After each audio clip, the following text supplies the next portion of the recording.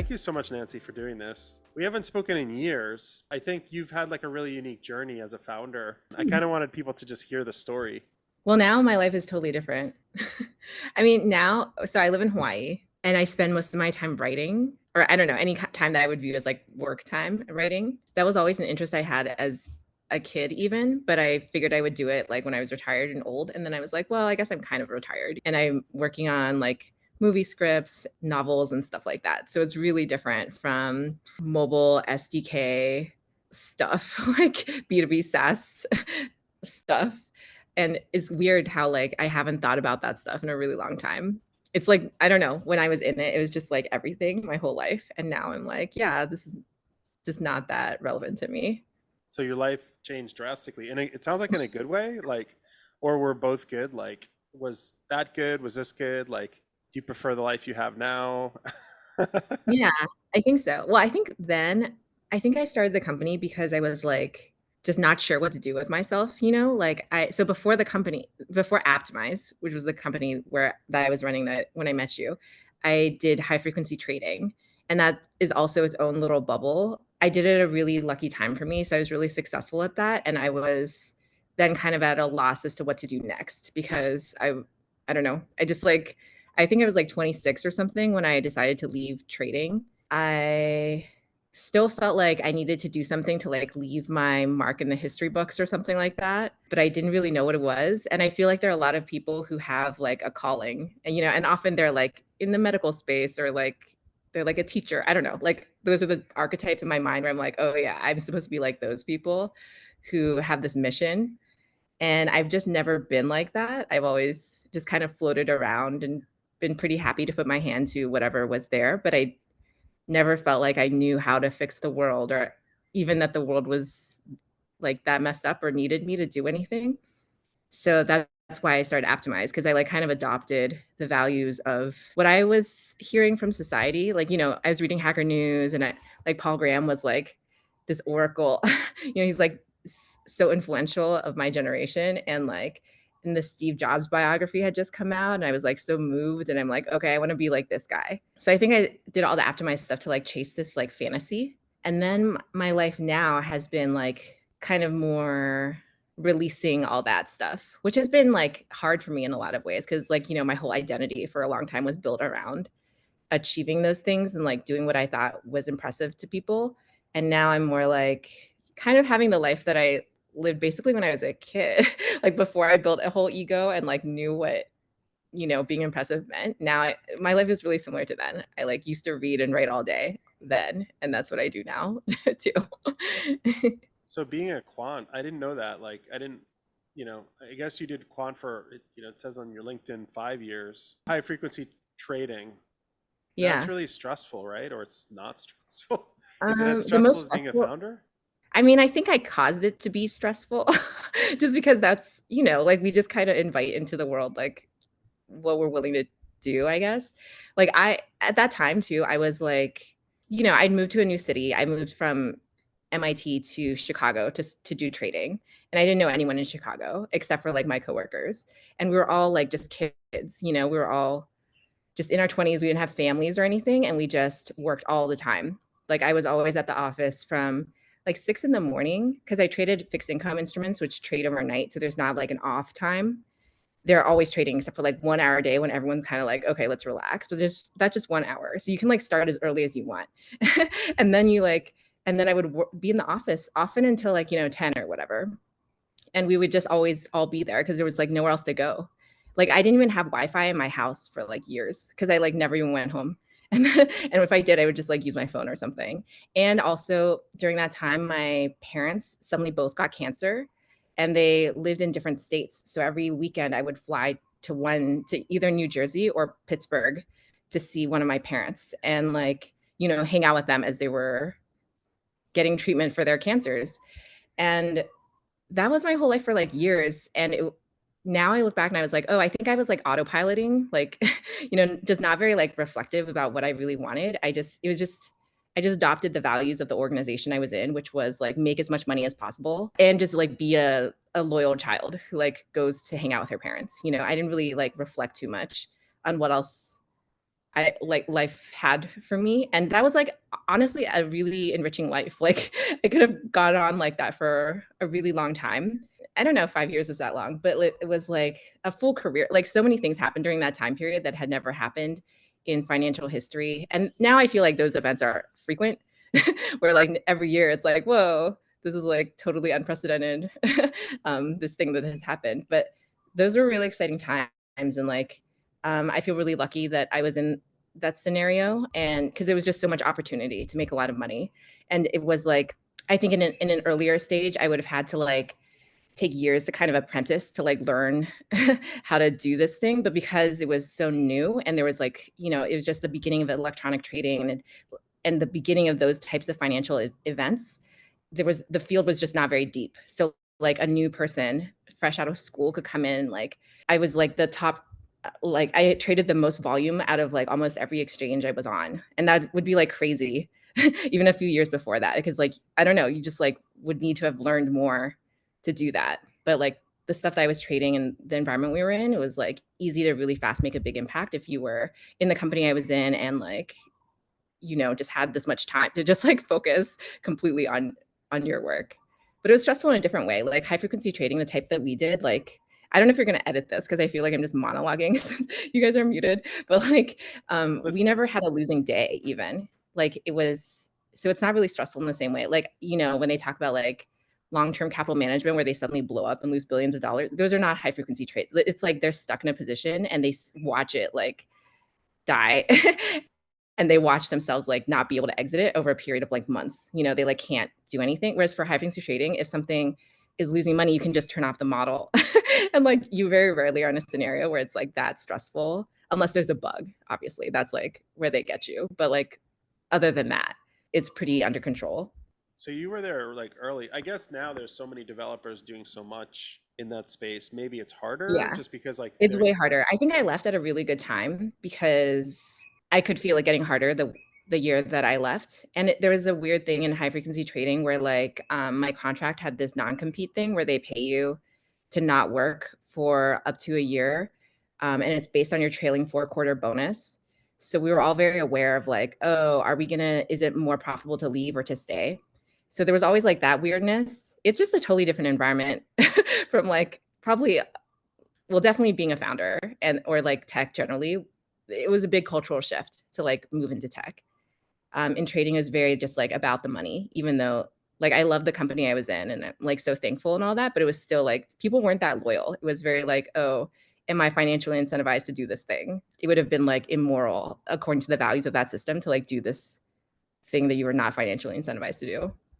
got it. So you were in a world like, and 2007 is when you got into it. Like 2008, that's when the housing crisis happened and kind of the banking system started to fail. But I guess like you guys are immune to that in some way because you, We benefit from any kind of increase in volatility or volume. Yeah, we made a lot of money like during all those years and we got a lot of heat for it. Like different people on my team were constantly being, testifying in front of the SEC and stuff. And it was just kids. It would be like a 23-year-old. Because I don't know, it would just be like weird things like that happening because, it was just people were not happy that we were making money and everyone else was losing money. And it was not very understood. So there's a lot of fear. Just like now, with any kind of tech, people are like, oh, these traders are like, I don't know, taking our jobs, or I don't know, just something like that. There are a lot of narratives. and just to explain, I guess to the listeners, high frequency trading, and I could be butchering this. It's like you sell it, you buy it and sell it in within like microseconds, and you there's a price difference that you capitalize on. Is that right? Like, say it's a Yeah, dollar there's and you sell it for a for dollar. yeah, just that it's mainly that it's automated. So it's like a computer making all the decisions, obviously. And so a lot of stuff we could hold for even like hours, but like at the end of every day, we were typically had no position. So that's different from most trading where you would usually have an overnight position. And usually your trades would last, I don't know, like you would have a portfolio of things that you're trading and like holding some kind of net position over a period of days at least. And that's not what high frequency is about. Usually at the end of every day, you're flat. Is it like Las Vegas, like the house always wins type deal? Like high frequency traders generally win, or that's not true. I mean, it's been years since I you've don't been know. there. Hmm. Yeah, of the survivors, I don't know if it's survivor bias or whatever, but definitely the firm I was at, at the time would have been like the Google of high frequency trading or whatever. You know, like we just did like so much volume. And I think our founders like had a cool insight of like how it wasn't obvious at the time, but now it's obvious that like all trading was going to move electronic. And like so they were just there. And then we're able to capitalize on this big shift that happened. And a lot of high frequency trading is market making, which I think is kind of not necessarily well understood by people, but you're the one submitting all the orders, and then other people like E-Trader, whoever, like anyone who's trading there will like then remove your orders. They're like trading against you. So like as a high frequency trader that's market making, you're often just like setting the market that's there, and other people are deciding if they want to trade against you or not. So that is kind of like the house, because then you're usually like really partnered with the exchange. Like the exchange would be like, oh, we want to incentivize you to make markets here because otherwise like no one trades there, you know? I feel like people who are in crypto now know a lot about this, and maybe any of them could now execute like the trades that we were just kind of inventing at that time. Yeah, it was like a lot of the trading that we did was important to start the move into electronic trading. How did you get that job? Did the founders come to MIT and speak and you Yeah, apply? yeah, they only hired 2 kids from my year, because it was kind of a small firm when I joined. I was, like, the 30th trader or something, and there were, like, no women traders in my office for, like, years, you know? It was weird. I, like, didn't know what I wanted to do. I had done this other internship at Merrill Lynch where I saw this guy do proprietary trading. I somehow just got the sense that I would be good at it. You know how sometimes you see something and you're like, "Oh yeah, I would be good at that." And so I could kind of tell, so that was kind of where I was like aiming my interviewing, but I didn't really have a plan. Like I said, I'm not that like I can connect the dots backwards, so it sounds like I had a grand plan, but like, you know, I had my spreadsheet of every possible firm that I was interviewing with, and I think I rubbed some people the wrong way, but like in a good way, because I kind of was open with everyone where I was like, I want to be making at least 200 grand a year. Because like my parents were really poor growing up. Not that we weren't like destitute, but my dad's a professor and all that. And like my mom was like a flight attendant and other things. And I saw money be like this source of conflict. And they eventually divorced. And I just had in my mind, like, I don't want to ever experience this. Like I want to have like abundant money and I don't want to fight with anyone over it. And that was just like my main goal coming out of college. Like I want to make as much money as possible. So I would tell like all these people, like I wanted to make at least 200K a year within a few years of joining their firm. With the company that I eventually joined, they were like, oh, you could be making 200K a quarter, or we would fire you because you wouldn't be worth your like seat on the exchange. And I was like, that's awesome. You know, like no one else had given me that kind of response. Everyone else was kind of either put off by my blatant greed or were like, you know, just really reticent about it because they either didn't think I could do it or because they themselves were maybe not making that much, or they like impolite to be talking about it that openly. Like a lot of the offers I got were like very, I don't know, they were just yeah. So, but I found a good culture fit with this firm where they were like always talking about money and like very open about how everyone wanted more money. And that was like, you're supposed to be making more money and this and that. So I'm like, okay, great. I love that this is like aligned with what I want. Yeah, it was clear I should join this firm out of all the places I was interviewing. And it sounds like it met that expectation. Like it was a success, like check. Yeah, yeah. It was like really shocking how much money we were making. And I think it's way harder now. Like, I don't know how much people make now, but I would be really surprised. I think at the time, maybe they didn't even realize like how much they would end up paying me. Cause like I would have done it for way less. Like they did not need to be paying me that much. It was just kind of what happened as a result of like the luck of me joining at that time and, you know, just how everything worked. Like if they redesigned it, they could have paid me like a tenth as much and I'd have been very happy. Like I wouldn't have known any better, you know, like I was just a kid, but just almost immediately realized like, oh, there's an abundance of money in the world and I never need to worry about this again. Like I'm gonna just always be able to make money in any random market that I enter. Like is a really core skill.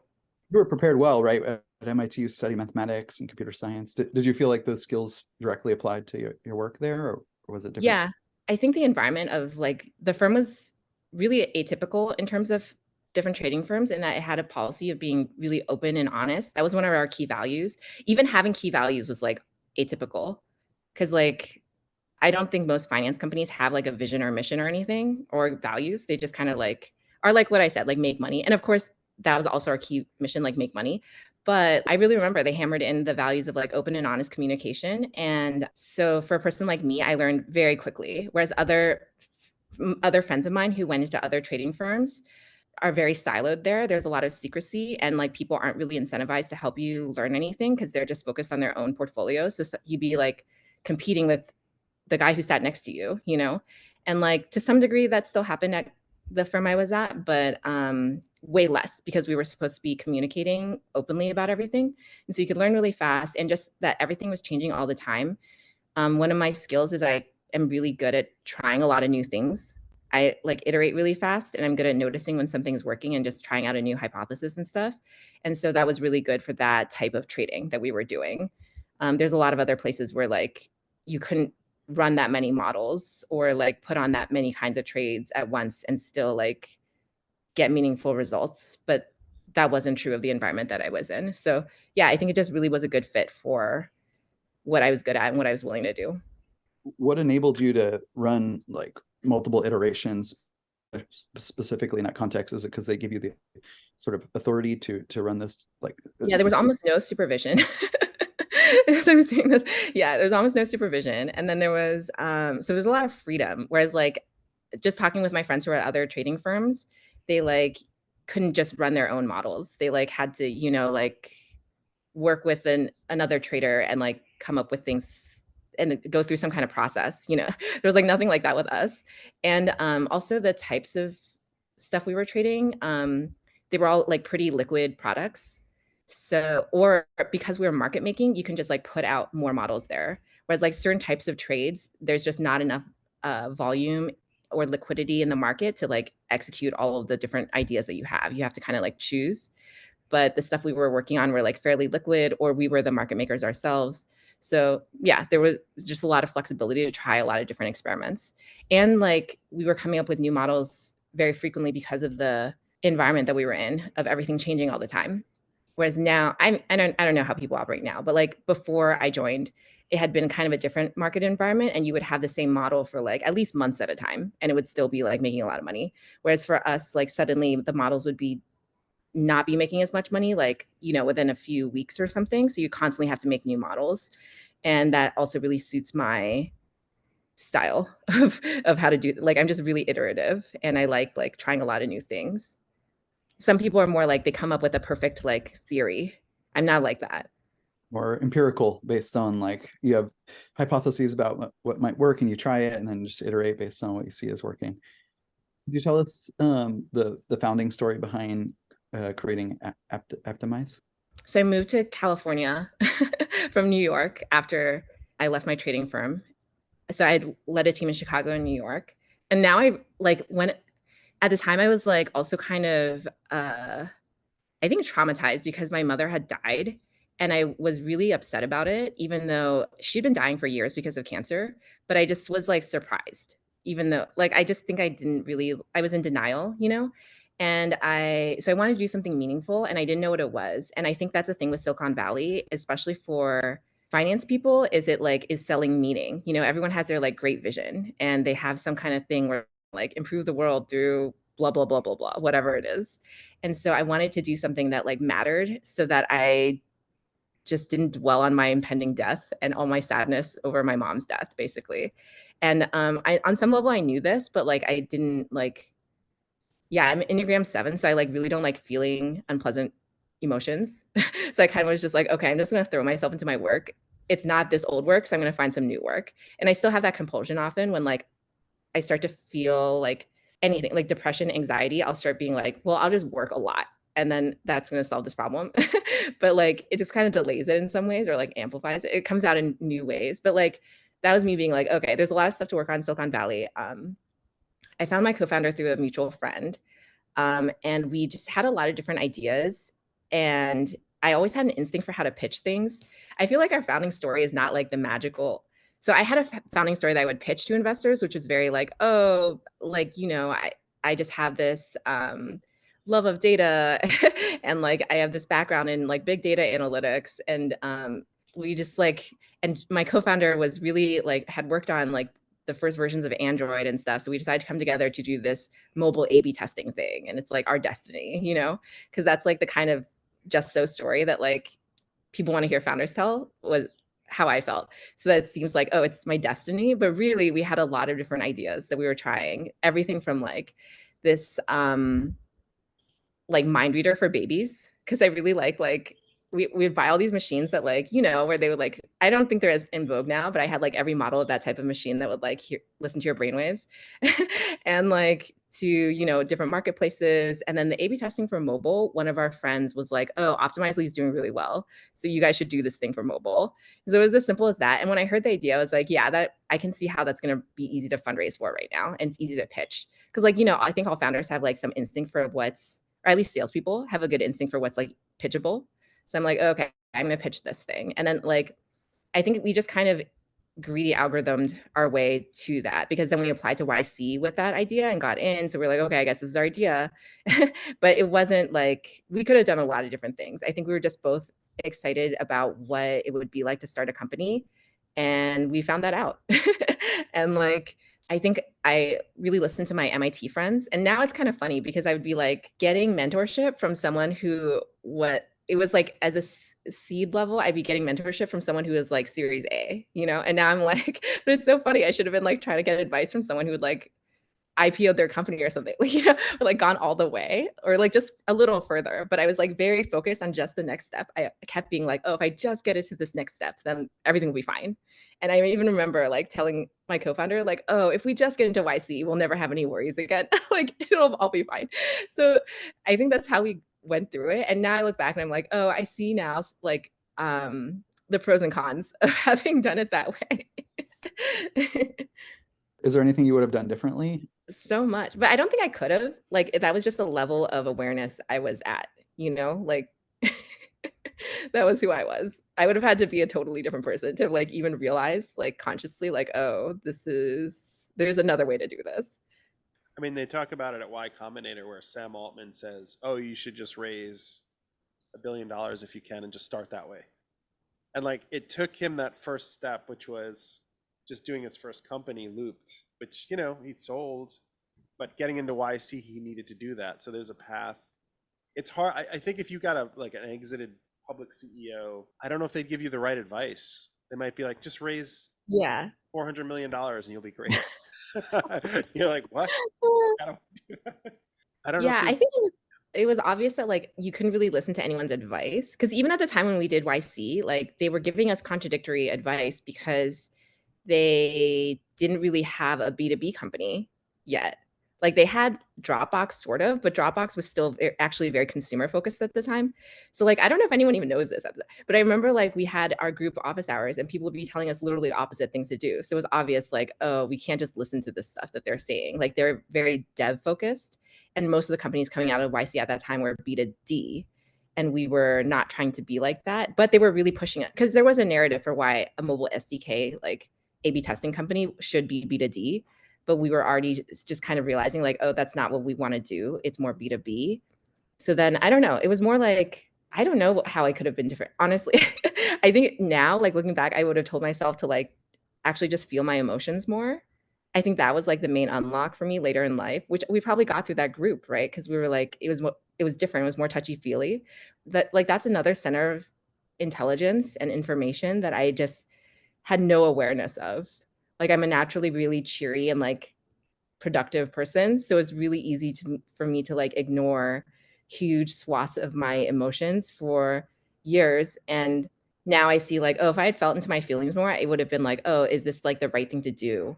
I don't know. Just just been more aware of like my motives for doing different things versus because I'm just scared that if I don't do it this way, like I don't know, whatever. I'm like trying to control the outcome and this and that.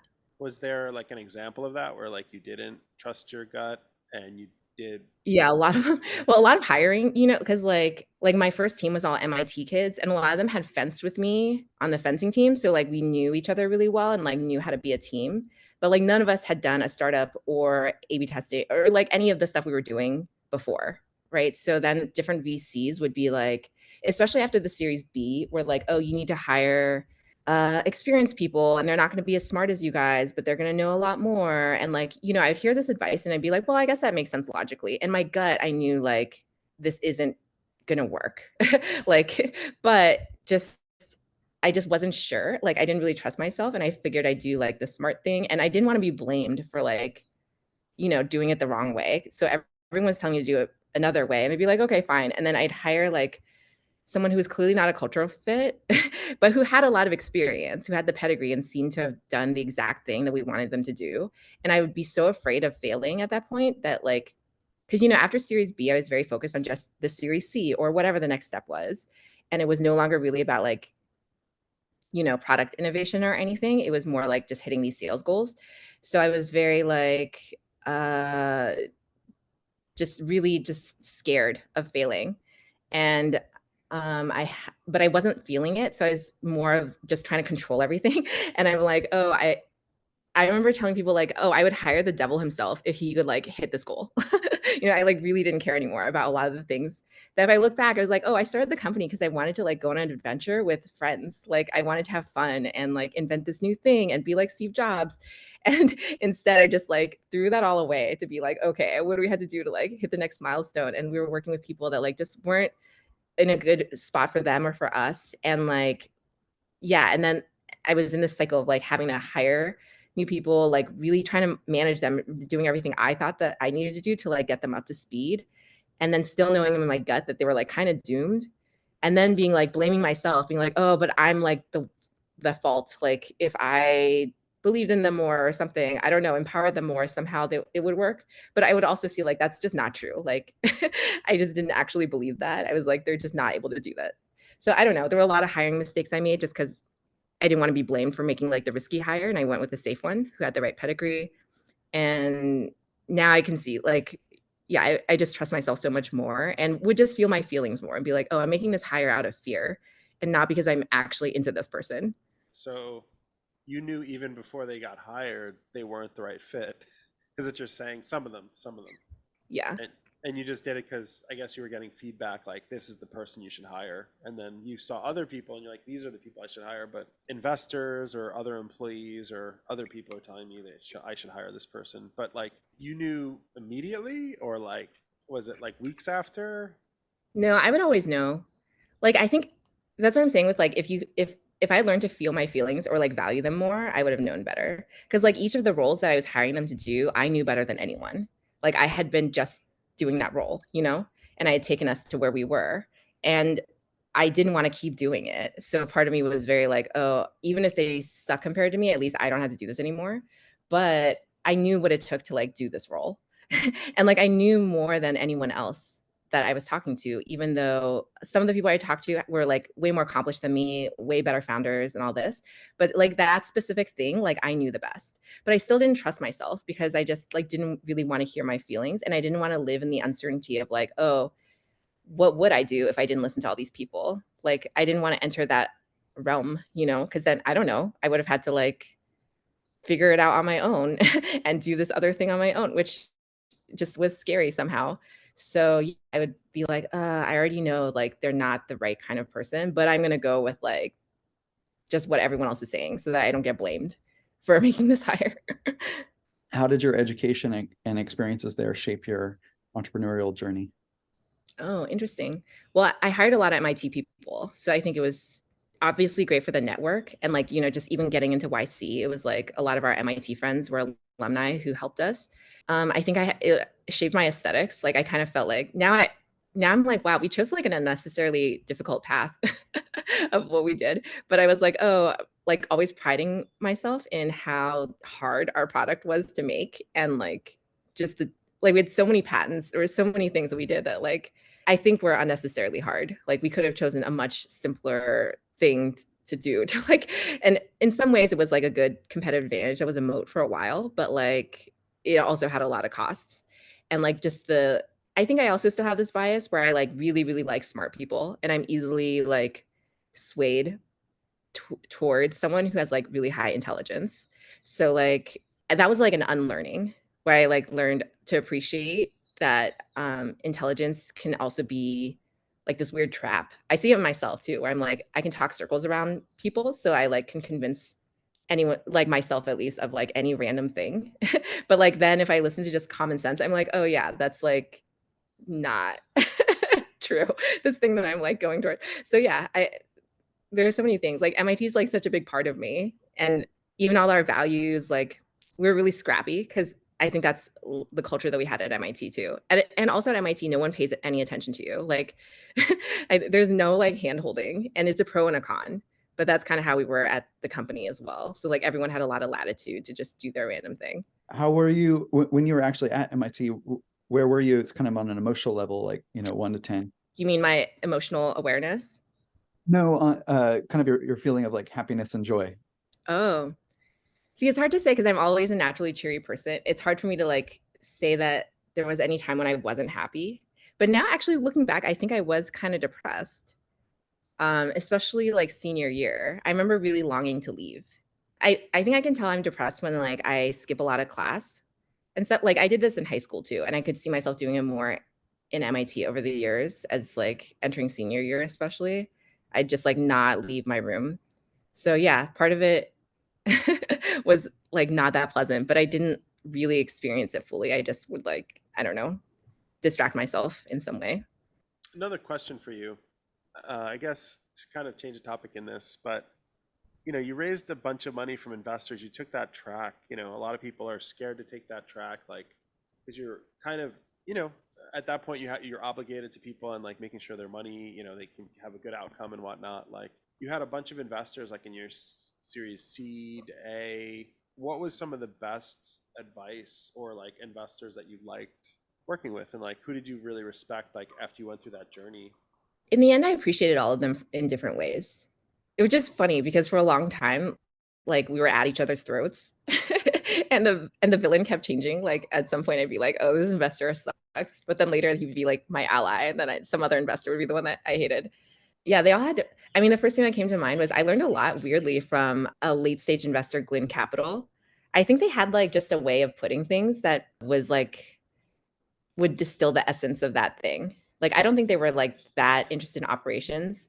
Oh, Glenn went to Stanford and everything. So I don't know if it's like I have this impression that like the Stanford people of his generation were very like philosophical. I don't know if I just get that from like Peter Thiel or whatever, but like he would say like at the company you're either making the product or selling the product, and then just like stuff like that would help me really simplify my thinking. Whereas sometimes it would just seem so overwhelming and like complicated that like I really like talking with him and listening to his just like distilled down take on the philosophy of what we were doing. I don't know if he was aware that that was what was happening. I should really thank him more and be more appreciative. I guess you never went for like a Series C, right? Like you guys never sounded like you were going to go down No, that path.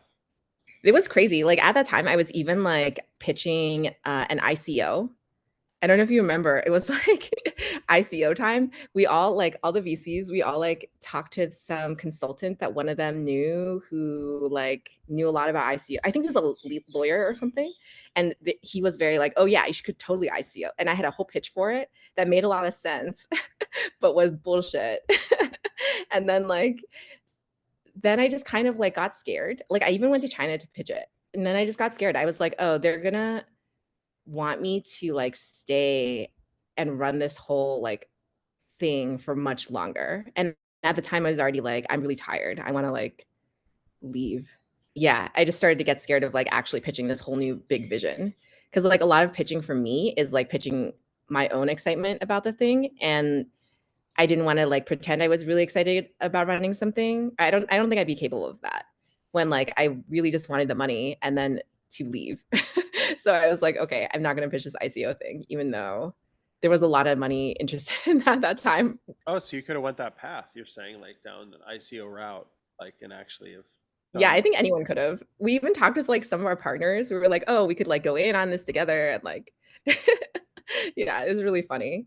I think we wrote a white paper. We went like, pretty far as you can go without doing any work. Like we went down to the pitching part and then we had like the consortium of people, but then yeah, it just didn't feel authentic. The term refers to initial coin offering. So basically, I think Nancy was suggesting that she was going to sort of generate her own crypto token and somehow make that a utility token, I guess, within the A/B testing process. I'm not Yeah, sure. the pitch was that we had a lot of rare user data, because like our SDK was at the time installed in more than like 1 billion devices or something. A lot of that was Viber. One of our customers was Viber, and they were on like almost all the phones like in Asia at the time. And then, but we were in a lot of phones, and we were like, okay, we have all this data. We could pitch it to our customers. And I had to like ping some of them, and they were like, okay, sure. You know, like it wasn't to the point of like actually inking anything, but it was like, oh, you can opt in and ask your consumers if they want to like share their data with this, and maybe they get some of these coins as a result. There was like this whole like idea, you know, of this economy of something to do with like the data. And the bottom line is just like, yeah, we would sell the data and have this like economy around if people wanted to participate in that. And it wasn't that clear on what they would be doing with the data. There was this specific example that we had in the white paper, but I like don't remember it anymore. I think my like head of product came up with it, and it was like kind of cool. It was cool, but like I don't know if anyone would have done it that way, or I don't know. It was like a totally unproven product idea. Could you tell us about your relationship with investors? I Like mean, how it you changed a lot. them, and if it ever went sour, or if anybody was just a huge mentor and advocate, like Paul Graham or Oh yeah, I guess Paul Graham is an investor. Okay, so Paul Graham was always like my idol, you know? Like I would just do anything he said. And I think he always had like amazing advice, the best advice.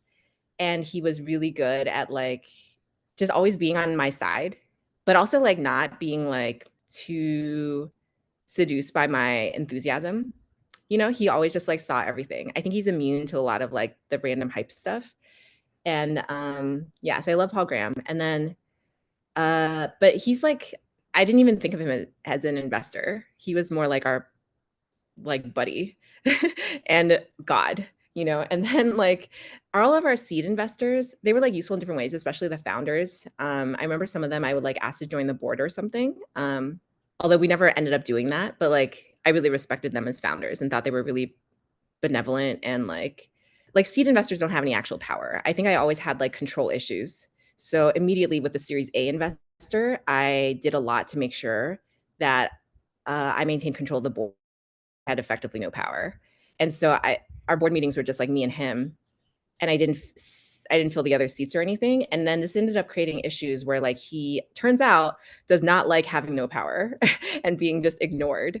And I think I just like I wasn't like mature enough. I'd never just been in this scenario ever, because like even in trading, I didn't really have a boss or anyone.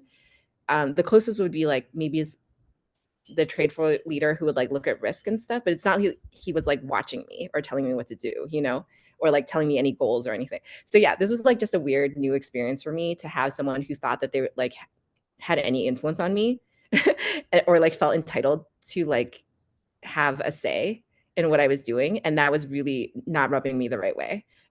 And I like just yeah, just kind of hated him and tried to like make sure he had no actual power. But then it turned out like they can make your life really hard even without legal power over you, which I was too inexperienced to realize.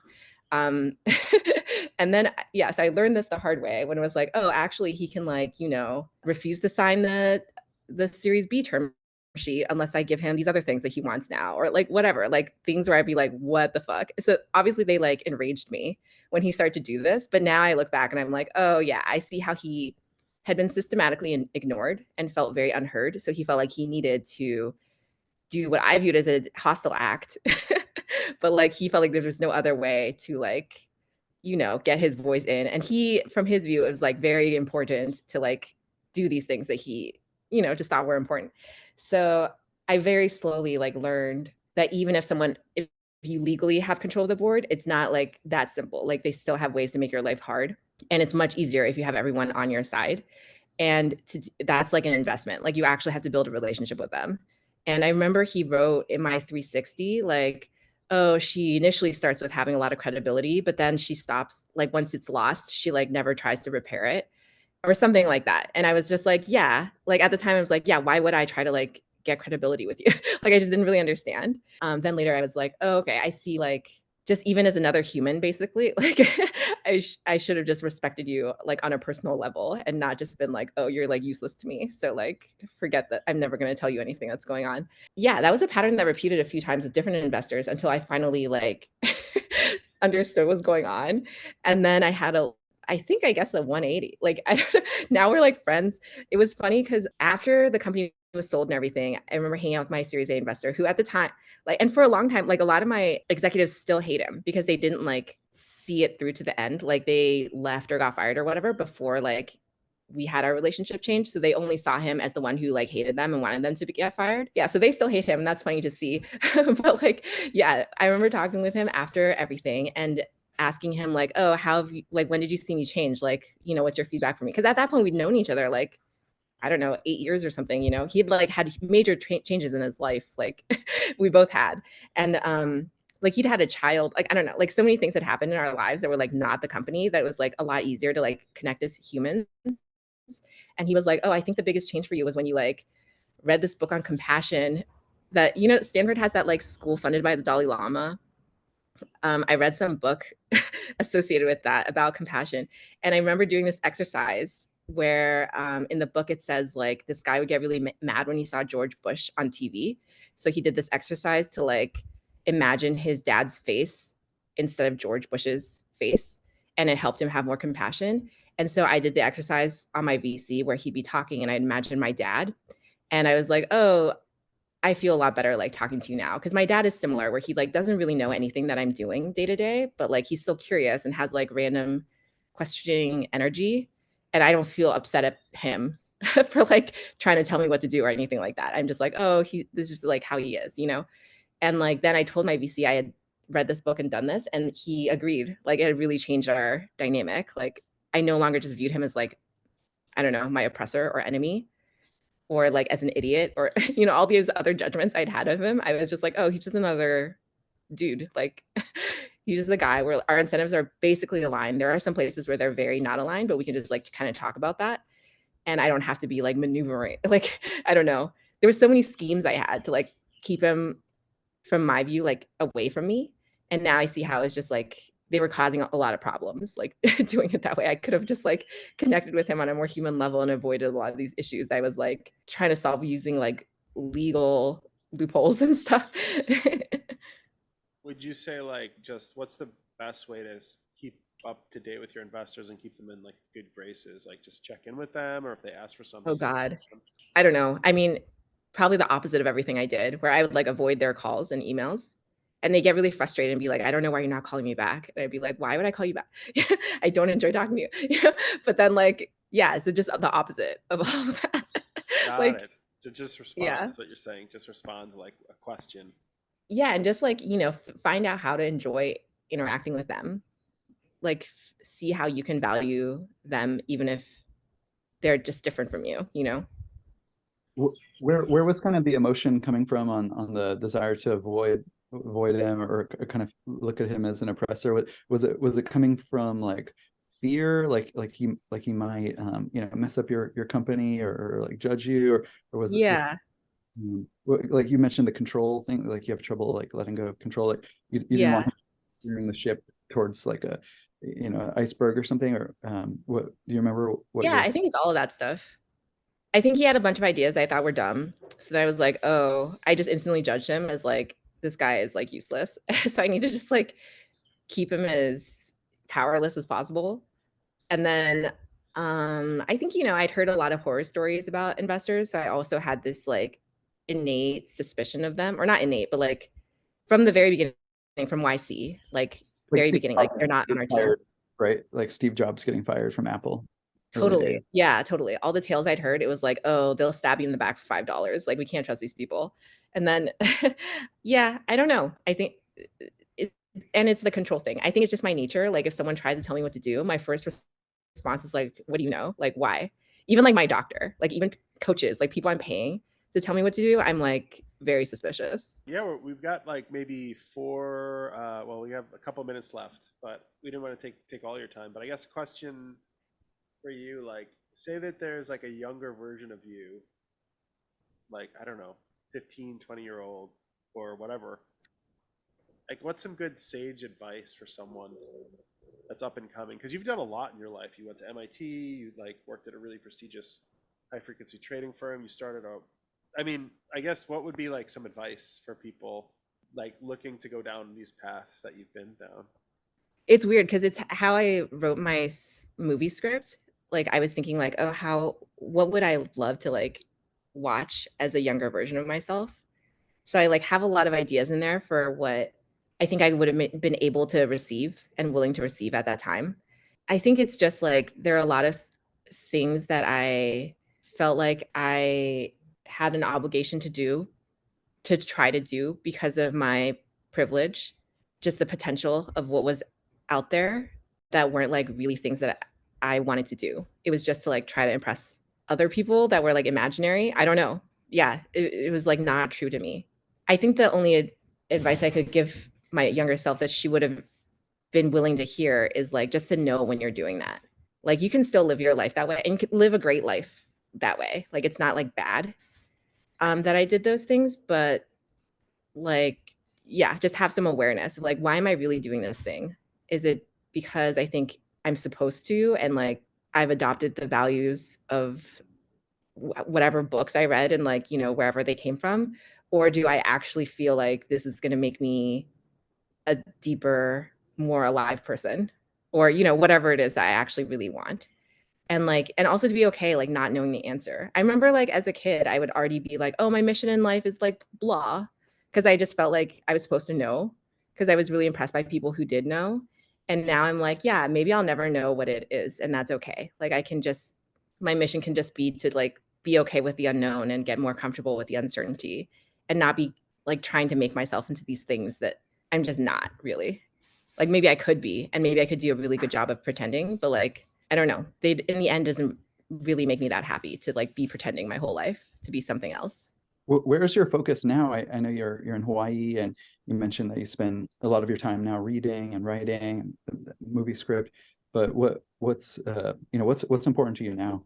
I'm really enjoying deepening my relationships with other people, and I'm getting married, and I am really devoted to my relationship, which is weird because I think before I would have been embarrassed to like say how important my husband was to me. You know, I would be like, "Oh, I'm like a strong independent woman, like fuck this guy," or I don't know, whatever, like my career comes first and then him or so I don't even know. But like it's not like that. Like he's definitely way more important to me than any of the work that I do. And that's like really strange for me to realize and be honest with myself about. With my writing, I think it's all about just making art that shares insights I've had. And I've had to like release a lot to make this art. Like at first, when I was making different pieces of art or writing, I would be like, oh, I hope this is like really impactful to other people. But now I'm like, I can't really control that. Like, I just want to make sure that this art is meaningful to me, and it's been cool. Like the act of writing this script has really transformed me in ways that I wouldn't have expected.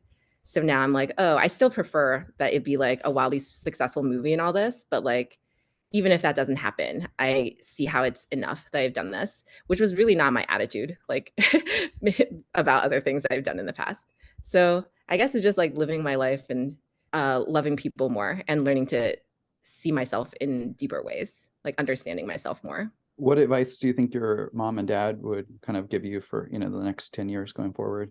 My mom always wanted me to be more in touch with my feminine side, which I think has been happening. That's been a focus for me. Like I used to think she was like an idiot for that too. It's very judging. That's a recurring theme in my life where I think people are idiots. But like she would like I remember her sending me home on a flight with a plant that I like took on the airplane. And it was just a potted plant. It wasn't like packaged. So it just like she would like send me these things because she felt like that was what was important to her, to like have this thing to care for and like beauty and whatever. And I remember being like, this is dumb. Like, why would I care about this? Yeah. Now I see the wisdom in what she was saying, like, especially as women like plants, or a lot of women like plants. And this was like a part of me that I had just no conscious awareness of and had been like embarrassed about, you know? My dad's always really cheery. He does always give me advice. He was like, "Oh, learn more from the Hawaiian people and like, you know, just be happy and don't worry about anything. And if people are mean to," recently he was like, "If the Cultural Revolution happens again and people are mean to you, then just run away." Like and if you can't run away, then just accept that now you have to live a terrible life of like oppression. But I don't know. He uses his random advice. Oh, and he's always saying like eat and sleep well, which I do. I sleep a lot. Oh, that's awesome, Nancy. This is an awesome podcast, by the way. I think I learned a ton, honestly. always fascinating to talk to. I always learn from you, and I feel like this was a great episode. Yeah, thank you so much for being on. This was awesome. Bye, Cool. guys. Bye. Yes. Great seeing you.